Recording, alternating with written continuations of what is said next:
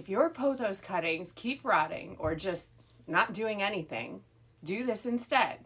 It's simpler, there's way less chance of rot, and you're rooting the plant right back into the pot. I just moved this from a 6-inch to an 8-inch pot. So now we've got some space to work with. Instead of cutting vines and putting them in water, take your long vines and start wrapping them back across the soil. As I'm doing this, I'm following the vine and looking for nodes, that little bump where the leaf meets the stem. That's the only part that matters here because that's where roots can grow from. Every time I find one, I'm pressing it gently into the soil and pinning it in place so it stays in contact.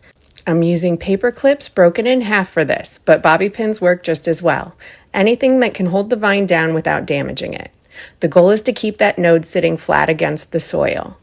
If it lifts up or loses contact, it's not going to root. So I'll adjust the vine a little, reposition it if I need to, and make sure each pin section is actually touching the soil, not just hovering above it. And then I just keep repeating that process, following the vine, finding the next node, and pinning it down. Those nodes, that's where roots and new growth come from.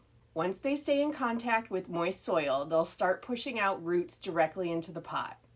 So instead of cutting, waiting for roots in water, and then transitioning back into soil, you're skipping all of that and rooting it exactly where you want it to grow. Give it a few weeks, let those nodes root in first. And then, once they're established, you can come back and snip between the nodes.